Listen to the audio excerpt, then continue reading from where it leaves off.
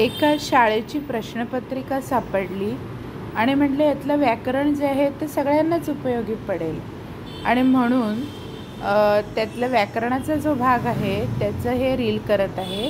तुम्हाला जर अजून काही अशी रील बघायची असतील तर तुम्ही चॅनलला सबस्क्राईब करा. तर प्रश्नपत्रिकेतला प्रश्न काय व्याकरणावरचा, दिलेल्या पर्यायातून अचूक उत्तराची निवड करा. Choose the correct answer from the options given below. आता पहिला प्रश्न काय आहे, सोनार व शेजारी लिंग बदलल्यास अचूक उत्तर पुढील प्रमाणे असतील.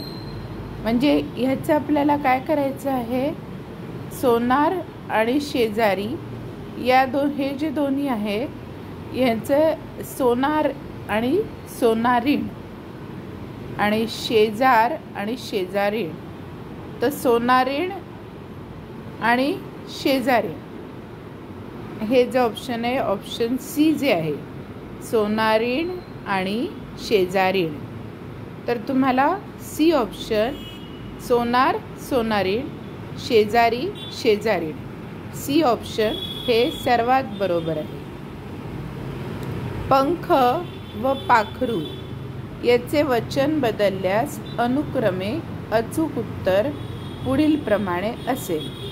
आता पंख आणि पाखरू या हे दोन्ही एकवचनी शब्द आहेत, तर त्याचं अनेकवचनी शब्द आपल्याला तयार करायचे आहे. तर अनेकवचनीमध्ये सुद्धा सी जो पर्याय आहे पंख आणि पाखरे हा पर्याय बरोबर आहे. पंखचं अनेकवचन पंखच होतं, एक पंख आणि दोन पंख, पण एक पाखरू आणि दोन पाखरे, म्हणून सी ऑप्शन पंख आणि पाखरे हे बरोबर आहे. त्यानंतर काय आहे, पाप व चपळ या शब्दाचा विरुद्धार्थी शब्द अनुक्रमे अचूक उत्तर पुढील प्रमाणे असेल. म्हणजे आपल्याला काय करायचं आहे, पाप आणि चपळ या दोन्हीचा विरुद्धार्थी शब्द करायचा आहे. तर पापचा विरुद्धार्थी शब्द आहे पुण्य आणि चपळचा विरुद्धार्थी शब्द आहे अचपळ. आपण म्हणतो ना, अचपळ मन माझे नावरे आवरिता, त्यातलं अचपळ पाप व चपळ.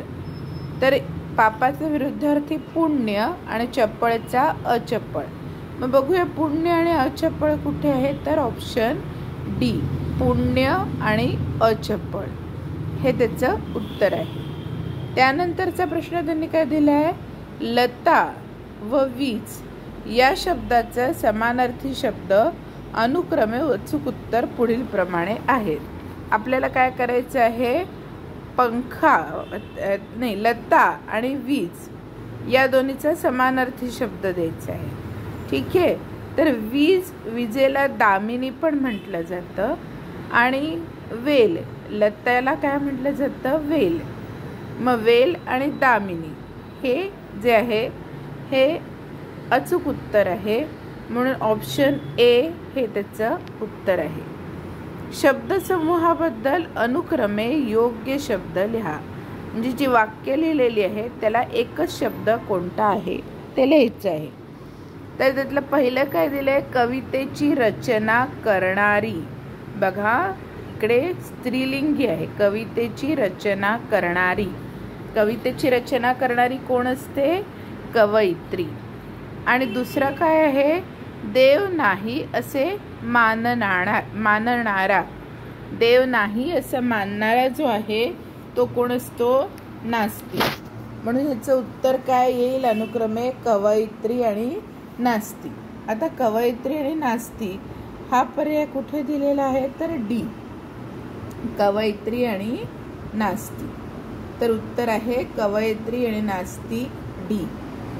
त्याच्यानंतर काय आहे, मी दररोज शाळेत जातो या वाक्याचा प्रकार ओळखा.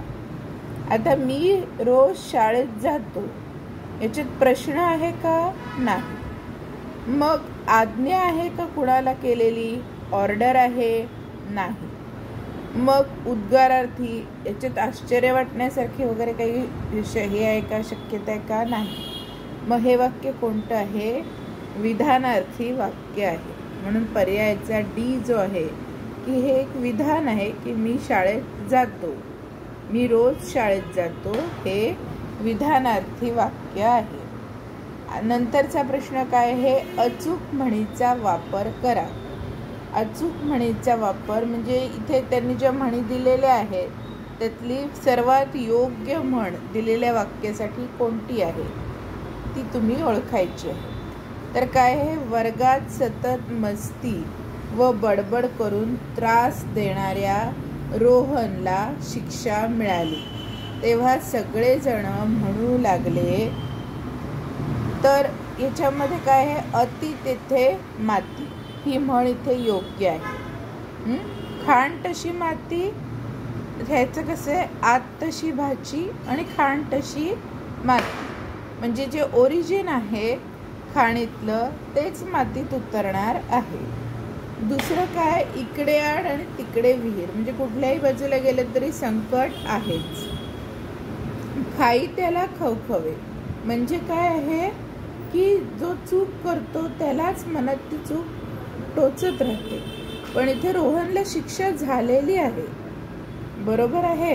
रोहनला शिक्षा झालेली आहे, त्याला शिक्षा कोणी दिली नाही आणि त्याला त्याचंच मन खात आहे असं झालंय का? नाही. मग ह्याच्या हे जे आहे त्याचं म्हण आहे अति तिथे माती. त्यांनी दिले सतत मस्ती व बडबड करून त्रास देणाऱ्या रोहनला शिक्षा झाली तेव्हा सगळे काय म्हणाले? अति तेथे माती. खालील वाक्यात अनुक्रमे अचूक अव्ययाची निवड करा. आता अचूक अव्यय कोणतं आहे? तर सूर्य ढगा आड किंवा ढगा मागे, सूर्य ढगा मागे लपला. आणि त्याच्यानंतर पुढे काय दिले? डॅश देऊन त्यांनी काय दिलेलं आहे? राम घरी आला, घरी निघाला. मग सूर्य ढगामागे लपला आणि राम घरी निघाला, लगेचच राम घरी निघाला. म्हणजे आपल्याला काय हवं आहे? मागे आणि लगेचच, म्हणजे 8वं हे सी जे आहे हे 8व्याचं उत्तर आहे, मागे आणि लगेचच. मग वाक्य कसं तयार होईल? सूर्य ढगा मागे लपला, लगेचच राम घरी निघाला. सूर्य ढगामागे लपला, लगेचच राम घरी निघाला, हे आहे त्याचं उत्तर. असंच व्याकरण सोडवण्यासाठी, निबंधांसाठी, संवाद लेखनांसाठी तुम्ही चॅनलला सबस्क्राईब करा, बेल आयकॉनवरती क्लिक करा, म्हणजे नवीन येणारे व्हिडिओज तुम्हाला मिळत जातील.